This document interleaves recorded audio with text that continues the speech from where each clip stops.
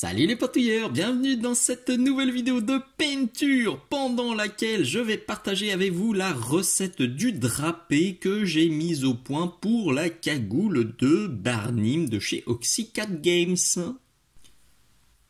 Vous l'avez vu sur la bannière, aujourd'hui on s'occupe donc du petit bout de tissu que Barnim a autour de la tête. Ça va être un tuto tâtonnage, même ultra tâtonnage, je vais être très transparent avec vous. C'est la troisième fois que je recommence ce tuto et que je recommence ce drapé. Donc je pense que je vais aller assez vite, parce que là j'en peux plus, je suis au bout de ma vie.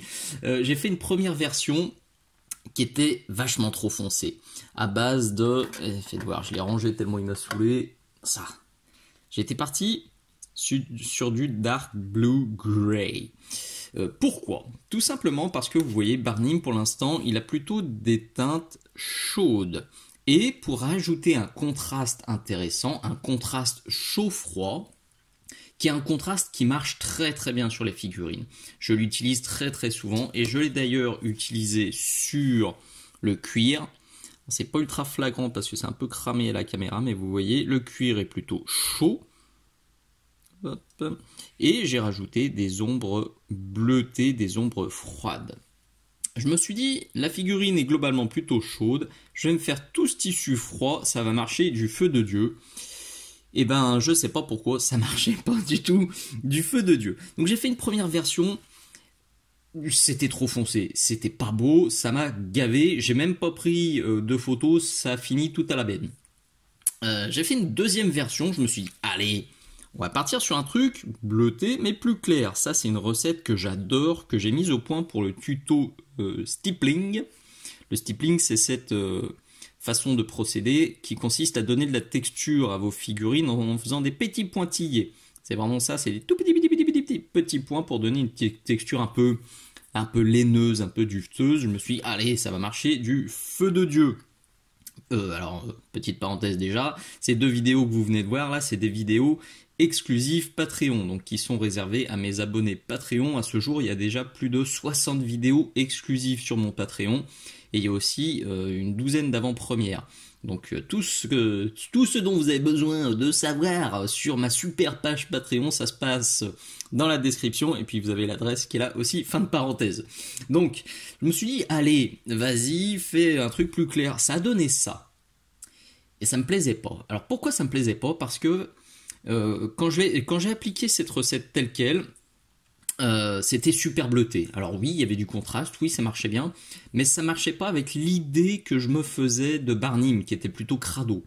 Du coup, je me suis mis à faire des jus de marron, des jus de vert, des jus de jaune sur la cagoule, et c'était dégueu, il n'y a pas d'autre terme, parce que finalement, quand je voulais éclaircir et donner du contraste, j'éclaircissais avec soit de l'ivoire, soit avec du médium grey qui est légèrement bleuté.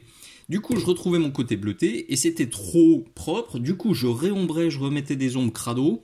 Du coup, ça me flinguait les éclaircissements, je les reprenais, ça allait plus. Enfin, vous comprenez, j'ai passé toute ma soirée hier, j'ai recommencé ce matin, j'étais encore dessus, je fais, allez, c'est bon, il y a un moment, ça marche pas. Alors étrangement, en photo, c'est plutôt sexy, mais en main, je vous garantis que c'était pas beau. Donc voilà, c'est la troisième fois qu'on se lance sur cette cagoule. J'espère que ça va être la bonne. J'ai franchement hésité à jouer la sécurité et à me dire, ok, ressors cette recette là. C'est une recette que j'adore, qui a fait des merveilles sur nombre de drapés et petits tissus et même sur des armures. Je me suis dit, allez, tu fais ça, basta, en avant Guingamp, ça va rouler tout seul. Et puis je me suis dit, ah non, c'est pas bien, tu la joues ultra sécure, c'est pas ton genre. T'arrêtes pas de dire à tes élèves en distanciel ou en présentiel que c'est important de sortir de sa zone de confort et de tester des nouveaux trucs. Bon, et bah tu vas faire ce que tu dis et tu vas tenter une nouvelle recette. Je suis pas sûr que ce soit l'idée du siècle, mais on va essayer quand même. Et puis on croise les doigts, on va prier bien fort pour que ce tuto se passe bien et que je pète pas un plomb à la fin. Normalement, si vous suivez ma chaîne, vous savez que depuis quelques temps maintenant, je préfère bosser en mode 100% éclaircissement, partant d'une base sombre que je vais éclaircir en général 3 ou 4 fois. Je fais ça de plus en plus parce que ça me permet, je trouve, de gagner beaucoup de temps et d'avoir beaucoup de contraste, parce que en partant d'une base très sombre et en se forçant à monter très clair, eh ben on a toute la palette, de clarté, d'obscurité, ça veut rien dire, mais vous me pardonnez, je suis crevé. Vous comprenez ce que je veux dire en fait. J'aurai sur ma figurine un truc qui va de très sombre à très clair. Wow, ça va être dur, mais ça va être dur. Et c'est ce que j'avais fait sur le premier essai, du coup, en partant avec mon dark blue machin. Et j'ai été montré ultra clair et ça marchait pas.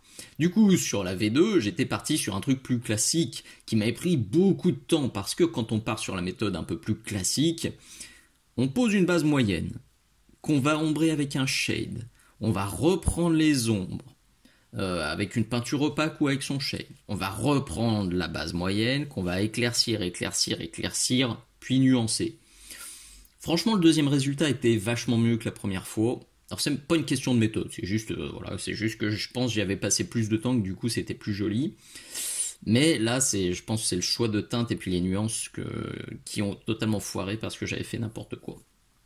Donc, pour ce troisième tuto, on va se faire un truc entre deux. Je suis parti sur un truc plutôt clair et je pense, faire plutôt de l'ombrage. Je vais plus ombrer qu'éclaircir. En tout cas, c'est ce que j'ai dans ma tête maintenant. Peut-être que dans 2 heures, quand ce sera pas joli, je me dirais que c'était une sale idée. Non, allez, on va rester positif. J'y crois, tout est possible, tout est réalisable. C'est le jeu de la vie, comme on dit. Enfin, comme disent Chevalier Las Palais, je vais y croire, je me dis que ça va être beau, et que ça va être un joli tuto, fort utile pour tout le monde, et qu'à la fin, le résultat va être très très très mignon. J'allais me lancer direct, j'oubliais 2 trucs super importants. Forcément, c'est déjà la 3e fois que je le dis, donc pour moi je l'avais déjà dit. Alors pardonnez-moi aussi, s'il vous plaît, il y aura sûrement des redites, du bafouillage, et des trucs et des plans pas super nets. Il faut que je finisse ce tuto. Pardonnez-moi s'il vous plaît si c'est pas le tuto le plus ultra carré de toute ma vie. Donc 2 trucs importants. Le premier, un immense merci à Hugo de chez Oxycat Games qui m'a envoyé cette figurine pour que je puisse l'utiliser pour mes tutos. Je vous mets les liens vers le Facebook et vers le site d'Oxycat Games. Je vous encourage très très très sérieusement à faire un tour sur ce site, sur le site de cette entreprise française qui développe des très bons jeux et qui fait de très très très très belles figurines. On a Kairis, donc le jeu d'où est issu Barney, mais à l'heure actuelle, Oxycat Games est aussi en train de développer un jeu plus steampunk, c'est Holomok. Alors quand je dis en ce moment, là on est en avril 2024, mais c'est sûr que cette vidéo c'est une avant-première Patreon. Mes abonnés vont la voir pendant 1 an. Uniquement sur Patreon, et c'est seulement dans 1 an qu'elle débarquera sur YouTube. Donc je pense que quand cette vidéo va débarquer en mode 100% gratuit sur YouTube, et ben Holomok, il y aura beaucoup de figurines qui seront déjà disponibles. Donc le lien, il est dans la description si ça titille votre curiosité. Deuxième truc, bien sûr, comme d'hab, tout ce que je vais vous montrer est disponible sur la boutique Minisocle. Vous avez la poignée exclusive Minisocle. Aujourd'hui, elle est en mode bouchon de liège, mais c'est la même que vous voyez d'habitude. Normalement, il y a les petites pinces là qui sont amovibles, qui permettent de mettre les tailles de socle que vous voulez. Hop, hop. Aujourd'hui, c'est donc du bouchon de liège parce que Barney, j'avais besoin de le mettre de tige dans les pieds. Vous avez les pinceaux DaVinci Maestro que j'utilise. Vous avez les palettes humides. Vous avez toutes les peintures à cave. Vous avez absolument tout ce qu'il faut. Je le redis aussi pour la 3e fois. Si vous découvrez les peintures à cave, si vous découvrez les pinceaux DaVinci, ou si vous découvrez n'importe quoi sur la chaîne Minisocle, ce serait vraiment cool de me soutenir et de me remercier pour ces découvertes et pour tous ces tests que je vous fais en faisant vos commandes sur la boutique Minisocle, s'il vous plaît. C'est un juste retour, c'est un retour sympa pour tout ce boulot que je partage finalement 100% gratuitement avec vous sur YouTube. YouTube ne me rapporte pas le moindre centime, même s'ils vous mettent des pubs exaspérantes, c'est pas moi qui l'ai décidé, c'est eux. Moi, j'ai cliqué sur le bouton chaîne non monétisée sans pub, mais ils font ce qu'ils veulent après. En tout cas, avec YouTube, je gagne pas le moindre centime.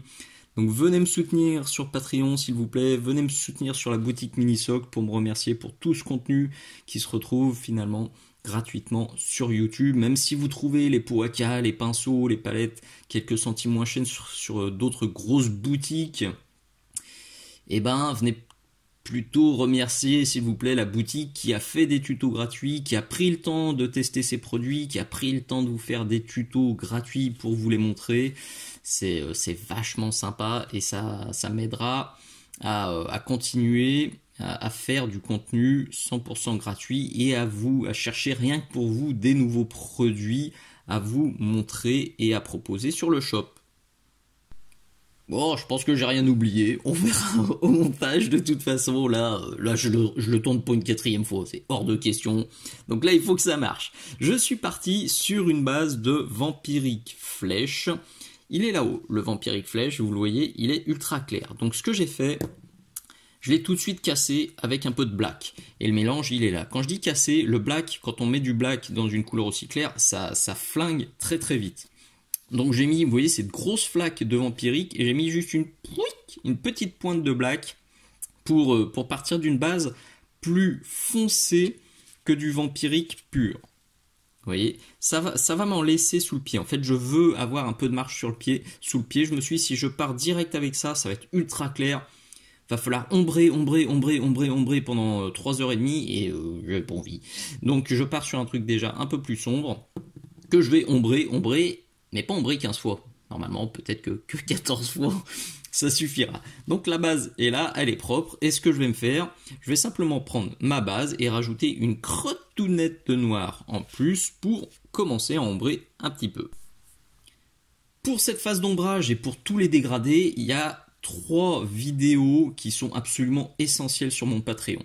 Donc je le dis, si vous hésitez encore à me rejoindre sur Patreon, et pour tous les nouveaux abonnés, je vous conseille vraiment de commencer par ces 3 vidéos-là, ça va changer votre vie pour réussir vos dégradés. La première, c'est celle-ci, c'est la plus ancienne, elle est un peu générique. Je parle un peu de tout assez rapidement. Forcément, parce que c'est un truc qui est le plus exhaustif possible. Et puis, plus récemment, je suis revenu sur un truc ultra important, parce que j'ai eu beaucoup de questions, c'est ça. C'est la dilution. Et pendant cette vidéo, je vous montre une dizaine de dilutions et leurs utilisations. Oh, c'était dur à dire ça. Parce que il n'y a pas une bonne dilution, il y a la bonne dilution pour la bonne utilisation. N'importe quelle dilution, elle est bonne pour quelque chose. C'est ça qu'il faut bien comprendre. On peut utiliser un truc ultra épais, ça peut servir pour faire des battle damage par exemple, ou pour reprendre des arêtes. Et on peut prendre un truc ultra dilué, ça peut servir aussi pour faire des nuances. Ce que je vous fais dans cette vidéo, ce que je vous montre, c'est vraiment comment trouver la bonne dilution et comment utiliser chaque dilution de la bonne façon. Le deuxième truc qui est primordial pour réussir vos dégradés, c'est ça. C'est la dernière vidéo que je viens de sortir sur le Patreon à ce jour, c'est pareil. Là, il y en aura normalement une douzaine de plus quand cette vidéo va débarquer sur YouTube. C'est pousser la peinture au bon endroit. Je vous montre dans cette vidéo comment utiliser votre pinceau, comment bien utiliser la souplesse de votre pinceau, comment bien utiliser le réservoir de votre pinceau pour réussir vos dégradés en un coup. Franchement, vous allez voir dans la vidéo, sur certaines séquences, je pose mon pinceau et juste en gérant bien la pression sur mon pinceau, le dégradé il est fait. Donc c'est vraiment 3 vidéos qui sont essentielles. Si vous galérez, elles vous attendent sur Patreon. Et je le redis, si vous êtes nouveau sur mon Patreon, et ben commencez par celles-ci. Elles sont vraiment top. Bon, limite je claque des fesses maintenant, tellement j'ai peur de repeindre cette cagoule. Je vais finir par lui enlever, je vais la poncer, la cagoule, et puis ça va être pillé cette histoire. Donc le mélange pour faire mon premier ombrage, il est là. Vous voyez, j'ai une petite crotte de noir qui est là. J'ai repris ça, j'ai remis donc, comme je vous disais, une chouillette de noir jusqu'à trouver un truc qui me semble pas déconnant. Je dilue. Là, de toute façon, plus je claque des fesses, plus je dilue. Voilà, là on est pas mal. Je décharge bien sûr mon petit chiffon. D'ailleurs, j'ai oublié de vous parler aussi. Dans les produits exclusifs Minisoc, vous avez la pintouillette. C'est le chiffon lavable et réutilisable que j'utilise pour nettoyer mon pinceau. C'est beaucoup plus écologique, beaucoup plus économique que de balancer des tonnes de papier absorbant. Petite parenthèse encore pour ceux qui l'ont, c'est bien le côté tout doudou qu'on utilise, c'est pas le côté alvéolé. Le côté alvéolé, il est sur la table. Donc, on y va, hop, je décharge. L'idée, c'est de faire un truc, vous voyez, j'ai encore les essais de traces de vin sur mon doigt, truc que vous avez vu sur la photo tout à l'heure. L'idée, c'est de passer des voiles transparents comme ça, que je vais venir, oh, mais on voit rien, c'est super, le plus foncé, je vais venir l'accumuler dans les creux. Dans les creux ou dans les zones sombres. Donc vous voyez, je viens tirer vers moi. Ah bon, on voit rien non plus sur la figurine, c'est bien. Je claque tellement des fesses que je fais des trucs invisibles. Super! C'est aussi pour ça que j'ai un peu galéré avec les 2 précédents tutos. C'est que ce genre de couleur, c'est pas super simple à tourner. Je me cherche des excuses, mais je pense que c'est juste moi, j'ai été trop impatient, j'ai voulu me dépêcher, j'ai voulu obtenir rapidement un résultat qui me plaisait. Et en général, quand je fais ça, je le regrette. C'est quoi cette voix de garou? Ah, si en plus je suis enroué, je vais vous faire un tuto en langue des signes ou un tuto muet. Je suis sûr que certains aimeraient bien, puisqu'il y en a beaucoup qui me reprochent de trop parler. Si tu trouves que je parle trop, coupe le son, mon bon ami.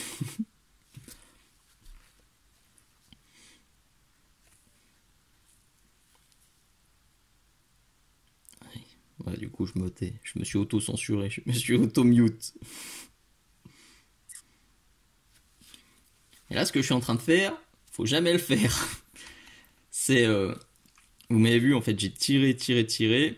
Et puis je suis repassé plutôt que d'attendre que la peinture sèche. Et ça, c'est un truc que je dis beaucoup à mes élèves et que je leur dis vraiment de faire gaffe à ça, notamment dans cette vidéo aussi.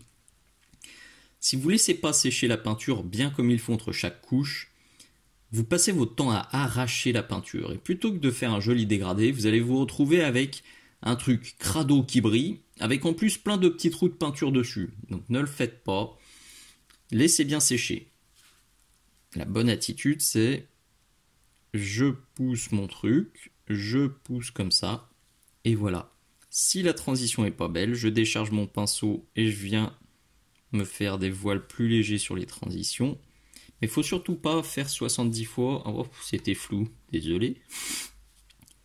Faites pas 70 fois un passage, sinon ouais, ça va être ultra poncé, ultra crado. Et finalement, sur la caméra, ça se voit, c'est pas si mal. Allez, je fais ça un petit peu partout, notamment devant. Mais devant, j'ai encore plus peur parce que le cuir, il me plaît bien, je veux pas le flinguer. Donc je vais y aller tout doucement, ultra zen. À tout de suite. Finalement, grâce à la magie du montage, on est quelques temps plus tard. Vous le voyez, c'est le bazar sur ma palette, mais sur la figurine, ça a avancé. J'ai basé mes métaux, j'ai fait mumuse avec le bouclier, et surtout, ma cagoule à l'avant, elle est déjà bien avancée. Elle n'est pas terminée. Parce que je veux encore mettre un max de nuances et un max de cochonnerie. Parce que mon Barnim, je l'imagine quand même bien crado.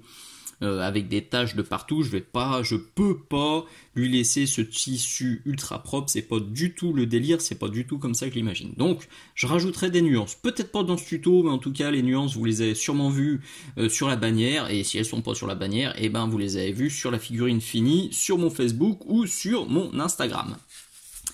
Par contre, derrière, j'ai rien touché, donc on y va. D'ailleurs, alors... sur l'avant, j'ai enfin compris pourquoi j'ai raté mon tissu 2 fois et pourquoi j'ai failli le rater une 3e fois.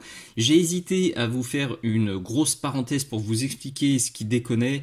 Faut que j'arrête, j'ai déjà fait pas mal de coupures et pas mal de parenthèses depuis le début de ce tuto, donc je garde ça pour la fin. Je vous tease un petit peu, mais allez jusqu'à la fin de ce tuto, je vais vous expliquer pourquoi j'ai complètement raté ce drapé. Et les 3 enseignements même que j'en ai tirés et qui, je l'espère, me permettront de plus jamais foirer mes drapés. Ah, si ça c'est pas du teasing de ouf pour donner envie d'aller jusqu'au bout de la vidéo. Et ben je m'y connais pas. Donc là je reprends ma couleur de base, qui grâce à ma palette humide n'a pas séché. Je vous conseille aussi vraiment la palette humide. Je sais que certains peintres et certains magasins surtout qui font des initiations à la peinture, accessibles assez facilement pour les débutants, ils sont totalement hermétiques à la palette humide, mais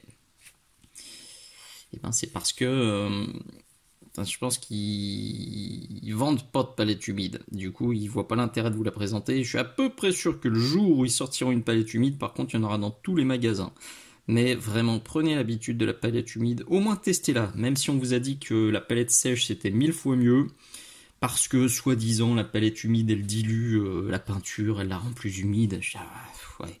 La palette sèche, elle a tendance inversement à rendre la peinture plus épaisse puisqu'elle la laisse sécher.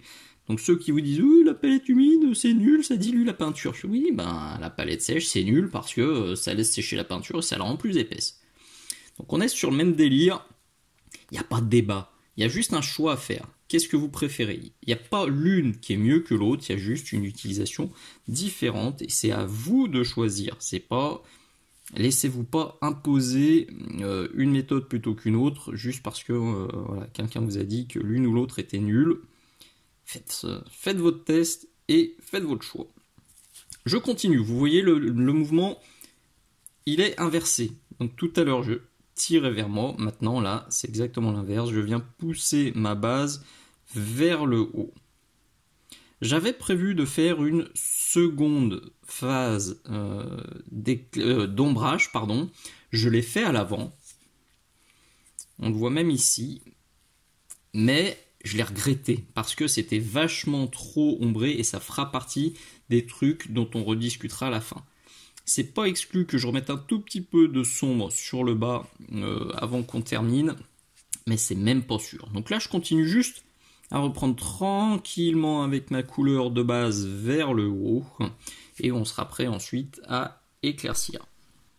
Une fois que le résultat vous convient, vous pouvez ressortir le Vampiric Flèche. Il est où? Il est là-haut sur ma palette. Faire la même dilution. Non, je vais faire un peu moins dilué quand même que l'étape d'avant. Et je vais venir me pousser de nouveau ça vers le haut en faisant des plus petites zones.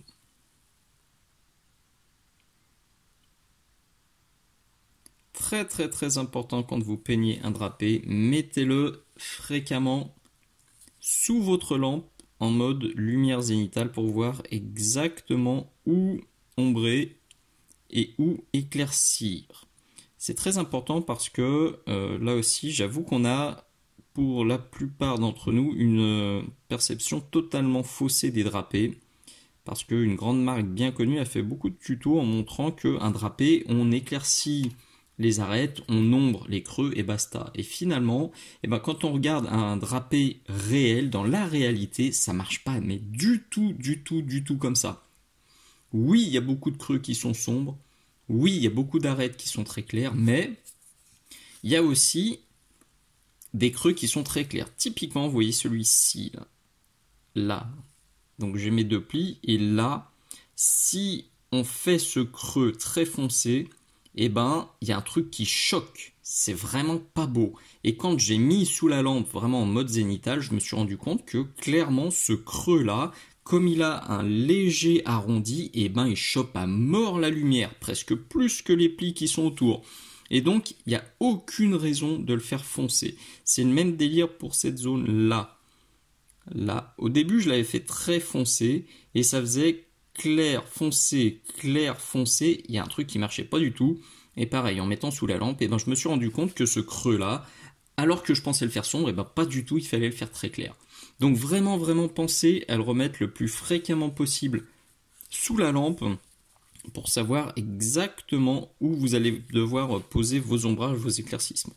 Donc là, rien de bien sorcier, vous voyez, je vais venir reprendre gentiment en poussant vers le haut. Ça va juste être un travail de lissage. et puis de lumière. C'est le placement des lumières qui va faire toute la différence. Donc là, il y a une belle surface, j'en ai pour un petit moment quand même. Jusqu'à retourner à mon vampirique flèche. Ouh, et je suis hors cadre et c'est flou. C'est dramatique.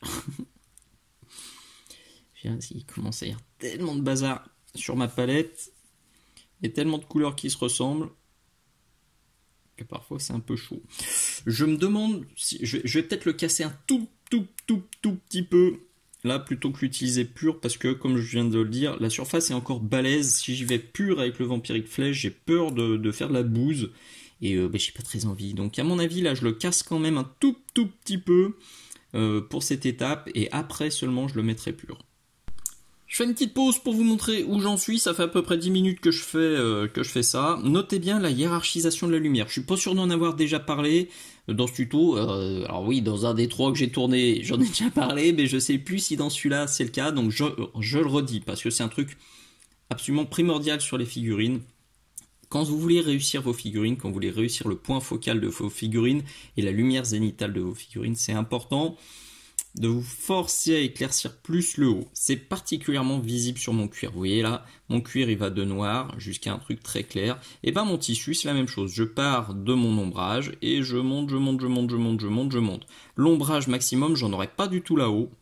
L'éclaircissement maximum que j'aurai là-haut, j'en aurai pas du tout en bas. C'est vraiment important de monter tranquillement vos lumières vers le haut pour vraiment guider le regard du spectateur. C'est particulièrement vrai sur le visage, sur le haut. Vous voyez le bide là aussi, noir, et je monte là, gris, et je monte jusqu'à clair. Sur le visage, j'aurai du coup quelque chose de très clair. Je l'encadrerai peut-être avec quelque chose de foncé. En tout cas, là, j'ai encore un tout petit peu d'opacité à gagner sur le haut. Il faut que j'arrive à faire encore 1 ou 2 passages pour être vraiment bien opaque avec mon vampirique flèche plus ma pointe de noir, et puis je passerai tranquillement au vampirique flèche pure. Derrière, ça se passe bien mieux que devant, justement, parce que devant, j'ai compris une de mes erreurs. On y vient très bientôt. Mais juste avant ça, je vais continuer à éclaircir avec de l'ivoire. Pareil, je vais pas faire le bourrin comme j'ai fait devant. Devant, j'y suis allé à l'ivoire direct comme un sale et ça a été trop contrasté, c'était pas beau. Donc là, j'ai sorti, c'est toujours hors caméra, hors champ, là. Ma petite goutte d'ivoire est là, là j'ai encore du vampirique. Je me fais un mélange à peu près 50-50 et j'éclaircis tranquillement avec ça. C'est plutôt pas mal. Il nous reste une dernière étape, c'est de passer de l'ivoire pur pour marquer quelques ultimes points de lumière, quelques ultimes plis, et on pourra passer à l'étape la plus rigolote, et ma préférée, c'est l'étape de nuance. Je vous ai promis 3 points importants pour pas planter vos drapés comme moi je l'ai fait, et on y vient. Le premier, j'ai pu le rattraper grâce aux nuances. C'est pour ça que je vous en parle maintenant. Juste avant de voir ça, je vous rappelle que si cette vidéo vous plaît, quand elle débarque gratuitement sur YouTube, pensez à me soutenir s'il vous plaît, en venant faire un petit tour sur mon Patreon, sur ma boutique Minisocle, ou tout simplement en likant cette vidéo et toutes celles que vous aimez sur ma chaîne, en commentant, mettant un bisou, un merci, un poutou dans les commentaires, en vous abonnant et en partageant surtout cette vidéo à tous vos copains pour que Minisocle soit de plus en plus connu. Vous avez aussi le lien d'affiliation Philibert qui m'aide beaucoup à acheter du nouveau matos et ou des nouvelles figurines pour vous proposer de nouveaux tutos. Tout ça est renoté dans la description. Alors pourquoi j'ai complètement foiré les 2 précédents essais et pourquoi cet essai-là a failli foirer aussi? Tout simplement parce que j'ai compris que les 3 fois j'étais parti avec une couleur assez claire, que j'ai flingué, que j'ai ombré avec du black. C'est quelque chose que je fais très régulièrement et pourtant cette fois-ci ça n'a pas marché du tout. Pourquoi? Parce que les teintes que j'ai utilisées comme base, notamment ces 2-là, vous voyez, elles sont quand même assez saturées. Elles sont pas ultra claquantes non plus, mais elles sont pas désaturées, elles sont pas grisâtres. Et quand on ajoute du noir à une peinture, et ben en plus de l'ombrer, on va la désaturer, on va la rendre plus grise. Je me suis donc retrouvé sur ce Pitou à avoir, on va parler de cette version-là, donc la troisième version, parce que ça a marché aussi sur l'avant, et c'est pour ça que même l'avant m'a gonflé et que j'ai dû le retoucher pas mal, enfin assez rapidement, enfin assez profondément, pardon. Donc je me suis retrouvé avec ici des ombres qui étaient très grises, et ici des éclaircissements qui étaient très jaunes. Pourquoi je dis sur l'avant? Tout simplement parce que derrière je me suis pas fait avoir, et que derrière c'est pas le cas. Parce que vous m'avez vu faire le Vampiric Flèche avant de l'utiliser pur, et ben j'ai remis une toute petite goutte de black dedans pour le désaturer. Chose que j'avais pas fait à l'avant. J'ai éclairci avec le Vampiric Flèche sur une grande surface avec ça pur. Du coup, eh ben j'avais mes ombrages qui étaient très gris, très désaturés, et j'avais les zones les plus clairs qui étaient très jaunes, très saturés. Enfin, très saturés, j'exagère un petit peu, qui étaient beaucoup plus saturés. Et ça marchait pas, ça faisait pas beau du tout. On comprenait pas que c'était des ombrages, on avait vraiment l'impression limite que c'était un tissu bicolore qui passait de jaunâtre à gris, et un truc qui fonctionnait tout simplement pas du tout. Et pourquoi je vous parle de ça maintenant? Tout simplement parce que c'est grâce aux nuances que j'ai réussi à rattraper ça sur l'avant, et que là c'est vachement plus joli. D'ailleurs j'aurais dû prendre une photo avant, après, mais j'avoue que quand c'est comme ça, je suis un peu en panique et j'essaie de vite rattraper le coup. J'ai hâte de rattraper le coup, du coup je peins rapidement et je pense jamais à prendre des photos ou des vidéos. Donc, tout simplement, grâce aux nuances, j'ai réussi à rattraper le coup devant. Derrière, j'aurais à peine à le faire parce que vraiment je m'en suis beaucoup mieux sorti, et actuellement je préfère très largement l'arrière à l'avant. Donc je vais devoir encore balancer le tout. J'ai pas envie de flinguer l'arrière pour que ce soit comme l'avant, donc je vais essayer encore d'améliorer l'avant. Donc ce que j'ai fait, j'ai pris du silver grey que j'ai passé en nuance sur toutes les zones qui étaient beaucoup trop jaunes à cause du Vampiric Flèche. Concrètement, c'était ici, par exemple. J'ai passé des petits glacis avec mon gris, avec mon silver grey. C'était ici, c'était sur les épaules. Il y en avait un petit peu de partout. Donc j'en ai mis un peu de partout pour désaturer les zones claires. À l'inverse, j'ai pris ça, du chocolate, donc qui est un marron, donc qui par définition est plutôt saturé, que j'ai passé dans les ombrages. Donc vous avez bien compris, mes éclaircissements étaient trop saturés, je les ai désaturés. Mes ombrages avec le noir étaient trop désaturés, donc je les ai resaturés. C'est en faisant ça que j'ai réussi à retrouver un résultat qui me plaît à peu près.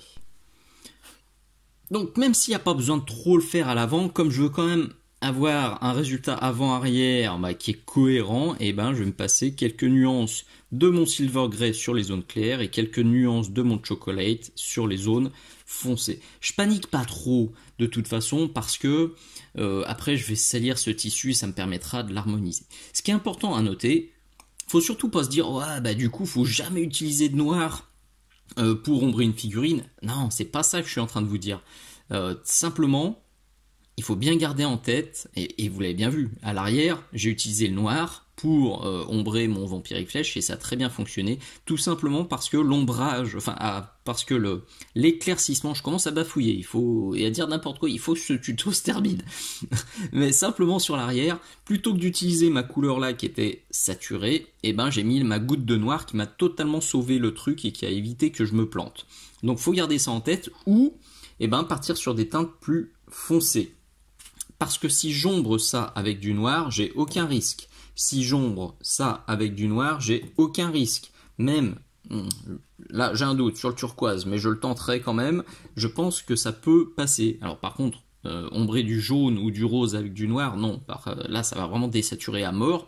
Alors ça peut être joli pour faire un truc grimdark ou très sale, mais voilà, gardez bien en tête que si vous vous retrouvez comme moi avec des lumières très saturées et des ombres très désaturées, ça peut choquer, mais ça se rattrape.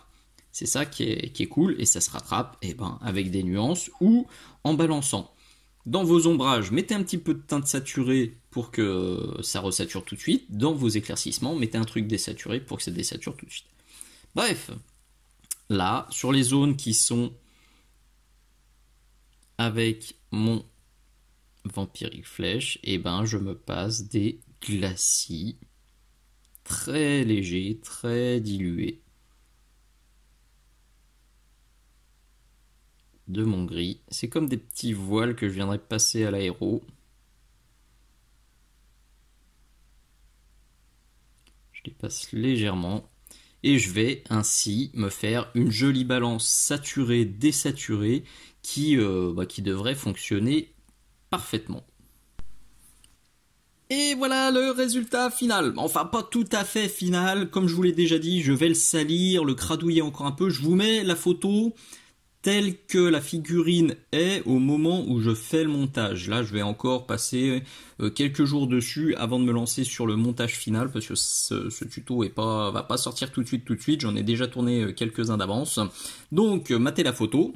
En tout cas, en main, moi, je suis plutôt satisfait. Si vous aviez vu de quoi je suis parti et à quoi ça ressemble maintenant, il y a de quoi être satisfait. Et je trouve que ce Barnim commence à avoir fière allure avec ce drapé, avec ce bois usé, avec ce métal usé. Il n'y a plus que le visage là qui me fait bien flipper, donc je repousse un peu. Mais je trouve que tout ça est bien harmonieux et surtout on a une belle hiérarchisation de la lumière. Je vous en ai déjà parlé dans ce tuto, mais c'est important. Vous voyez, là on a vraiment le regard qui est guidé. Même si on part du bas du bouclier, hop, on se dit ah c'est plus clair là-haut, c'est joli. Là tout de suite on est accroché par cette cagoule qui est bien claire. Et si le visage est réussi, la hiérarchisation sera réussie aussi et cette figurine devrait être fort jolie, en tout cas c'est ce que j'espère. Donc pour conclure maintenant sur ces histoires de drapé, alors pourquoi je me suis foiré? Je vous ai déjà expliqué l'histoire des ombres désaturées, je reviens pas dessus. La deuxième erreur que j'ai faite, c'est que j'ai trop contrasté mon tissu, trop et trop vite. Je m'explique. Quand vous peignez une figurine, alors attention, ça, on va faire un petit schéma en direct, un schéma triste. Là, c'est les ombres les plus profondes, là, c'est les éclaircissements les plus violents. Donc, quand on peint une figurine, il y a plusieurs façons d'aborder les ombrages et les éclaircissements. Je fais un gros raccourci, je pourrais faire un tuto entier là-dessus. D'ailleurs, je me demande si je vais pas proposer un tuto exclusif Patreon à mes abonnés sur le sujet, parce que oui, c'est mes abonnés qui votent pour les sujets, pour les vidéos exclusives. Donc, quand on peint une surface qui est mate, donc qui réfléchit peu la lumière, comme vous voyez mon gobelet en plastique là que j'ai sous les yeux, il est en plastique mat, on a quelque chose d'assez moyen, c'est-à-dire que on a un truc comme ça, des ombres moyennes, un éclaircissement moyen, et tout ça, ça se fait sur une grande surface. Ça se fait doucement, on va dire. On monte doucement des ombres jusqu'aux éclaircissements et l'écart entre les deux, il est petit. Quand on a une surface qui est un peu plus satinée, ça peut être un plastique brillant par exemple, ou un meuble laqué par exemple, on va avoir un truc plutôt comme ça. Hop là, super. Et ça monte vachement plus. Vous voyez, ça va plutôt faire une cloche. Oh, il va me saouler lui. Merci. Donc une sorte de cloche comme ça, beaucoup plus pentue, avec des ombres plus profondes, des éclaircissements beaucoup plus clairs, et on va monter de foncé à clair sur une zone beaucoup plus petite. Et sur un métal, c'est ce que j'explique dans ce tuto-là, sur un métal, on passe très vite de je suis foncé, bim, je passe très clair, j'ai un éclat de lumière. Puis je redescends, très foncé, puis je peux avoir bim, quelque chose de très clair. Et c'est ce qui donne l'éclat lumineux, c'est ce qui donne le trompe-l'œil sur un métal non métallique. Et là, je me suis trompé totalement sur les premiers essais de mon drapé. J'aime le contraste, c'est quelque chose que j'adore. Et du coup, j'ai trop forcé. J'avais fait mes ombres ici vraiment très foncées, et on passait de très foncé à bim, très clair, sur une mini surface, et du coup, ça donnait l'impression que c'était pas du tissu. C'était foireux, on n'avait pas l'impression d'un tissu tout doudou, d'un tissu qui reflète pas trop la lumière, on avait l'impression d'un truc en métal. J'avais vraiment des passages trop violents, trop rapides, que ce soit de ce côté-là ou même sur ces machins-là, de l'autre côté, où je passais de très foncé à bim très clair, très foncé à bim très clair, et ça marchait pas. Et ça, c'est un truc que je vois aussi très très très souvent sur les figurines de mes élèves, et vous voyez, même après plus de 15 ans de peinture, eh ben, je suis pas à l'abri de ce genre d'erreur. On a tendance à oublier que l'amplitude de notre dégradé, donc l'amplitude entre ombre profonde et éclaircissement violent, et la vitesse à laquelle on passe des ombres aux éclaircissements, eh ben, ça va totalement changer le rendu à l'œil.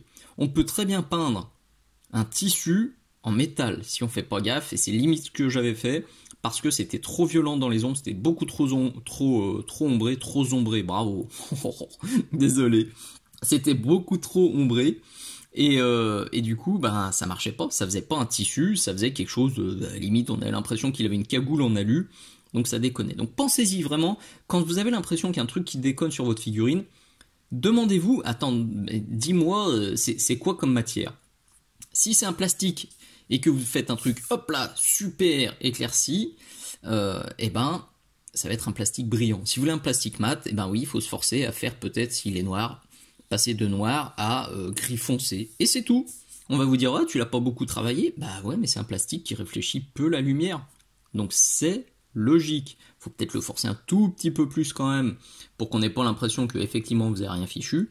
Mais sur le principe, c'est exactement ça. Là, j'ai aussi des socles en bois sous les yeux. Qui sont vernis, mais plutôt dans un vernis mat, et c'est exactement ça. Bah, j'ai l'impression qu'il se passe rien parce que c'est quasiment noir et il y a un petit éclat de lumière qui est gris très foncé. Donc pensez-y bien. Et inversement, eh ben, si vous voulez faire un métal et que un métal non métallique, ça c'est une erreur que je vois aussi très souvent, et que vous faites pas ces éclats lumineux très rapides, très violents, eh ben ça marchera plus.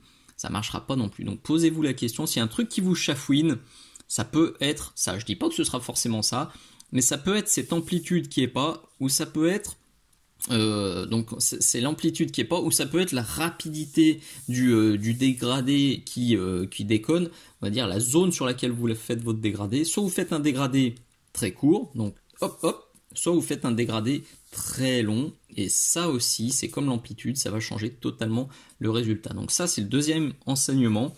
J'avais jamais percuté, alors peut-être parce que ça fait très longtemps que j'avais pas fait de grand drapé comme ça, mais du coup eh ben, c'était super intéressant de comprendre ça sur cette figurine. Et là, alors en main c'est pas flagrant, mais vous voyez à la caméra là j'ai encore une ombre qui est super profonde, et ben celle-ci je vais la rééclaircir un tout petit peu parce que ça me chafouine un peu, on comprend pas trop pourquoi cette petite zone elle est profonde. Donc il faut encore que je la rééclaircisse très très très légèrement. Le dernier point qui a été que j'ai appris en faisant cette figurine, eh ben, c'est que il faut pas être trop impatient. Clairement, ce qui m'a mis dedans pour ce pitou et pour ce drapé, c'est que j'ai été trop violent, trop impatient. Comme je vous ai dit là à l'instant, ça faisait un moment que j'avais pas fait de drapé. Moi, bon, souvent je fais des armures parce que c'est mon kiff. Je préfère les figurines futuristes. Vous le savez, vous le voyez sûrement sur ma chaîne et je le dis régulièrement. Mais cette figurine là, elle m'a tellement parlé que j'ai fait un petit écart dans mes préférences.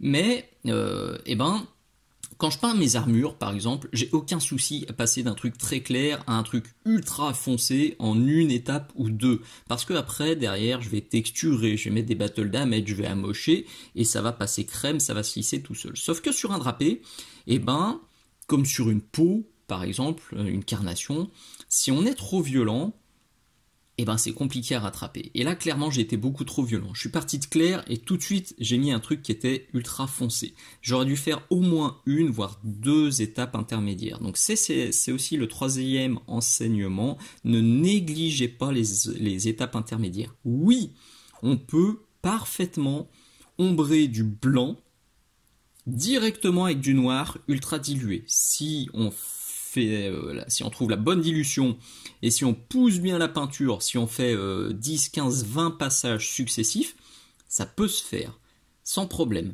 Mais moi, je suis parti trop foncé, pas assez dilué. C'est ce qui m'a mis tout de suite dedans parce que après je galérais pour rattraper et je me retrouvais, donc je l'ai déjà dit, avec des ombres ultra foncées.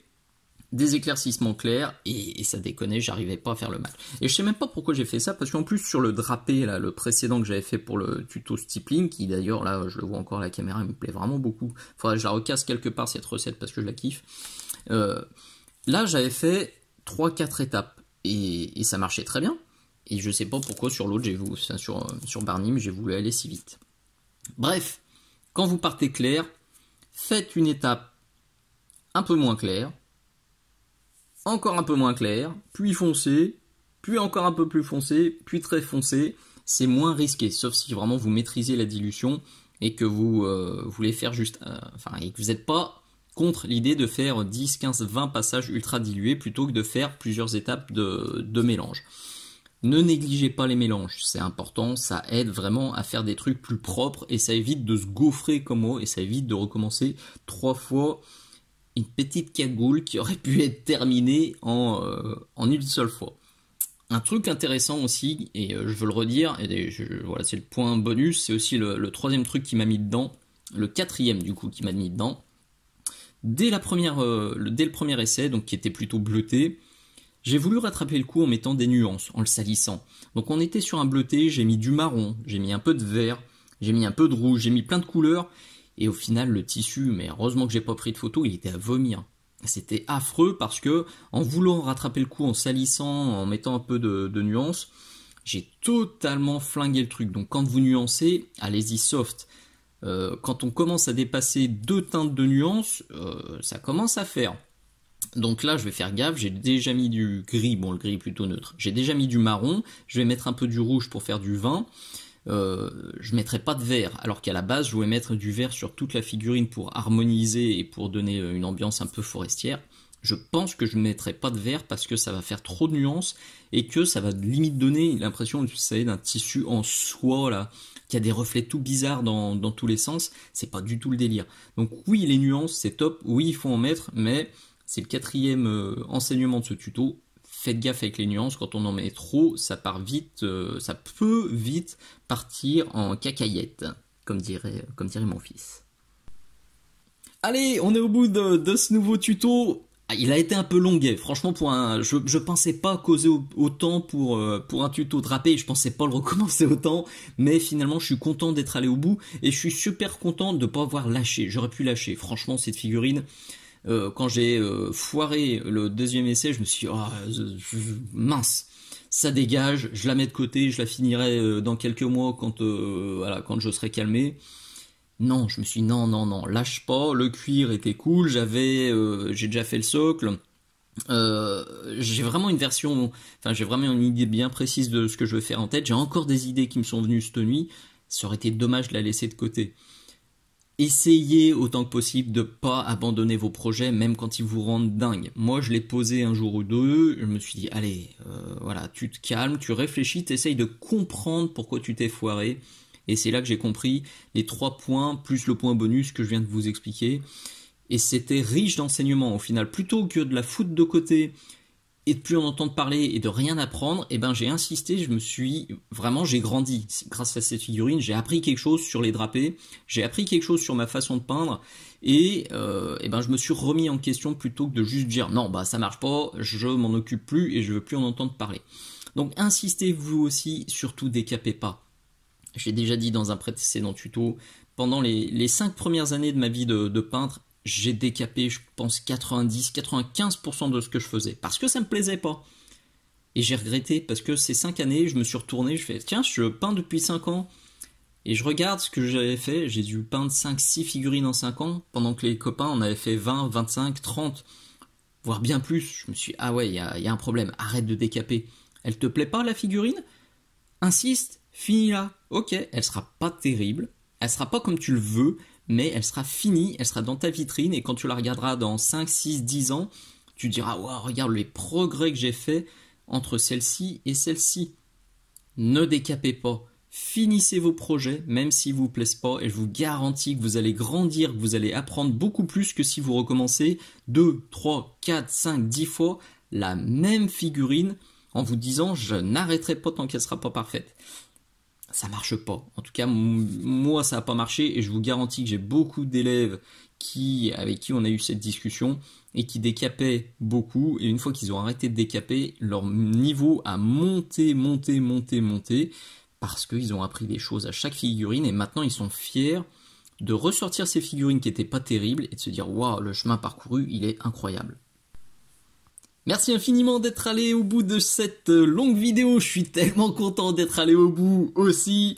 Je me remercie donc moi-même. Si ça vous a plu, si vous avez appris des choses, hésitez surtout pas, je vous encourage vraiment à venir sur mon Patreon, je vous encourage vraiment à vous abonner à cette chaîne, à partager les tutos à vos amis, à liker, à mettre des commentaires, à en parler tout autour de vous, donc du YouTube, du Patreon, de la boutique et de tous les réseaux sociaux Minisoc, tout est marqué dans la description. Si vous voulez me suivre, si vous voulez me soutenir, il y a plein de façons de le faire et je remercie du fond du cœur tous ceux qui le font déjà et qui m'aident à survivre pendant cette période qui est vraiment galère, que ce soit sur le Patreon ou la boutique. Là c'est chaud depuis quelques temps. J'espère vraiment que quand vous matez cette vidéo, tout va mieux et que la chaîne existe encore. Et si ça va pas mieux, venez me soutenir, ce serait super cool, et venez me remercier, ça fait du bien au moral, même quand les finances sont au plus bas, quand au moins le moral est là, parce que j'ai des messages sympas, et ça permet de tenir le choc. Allez, des bisous, à très bientôt, ciao ciao.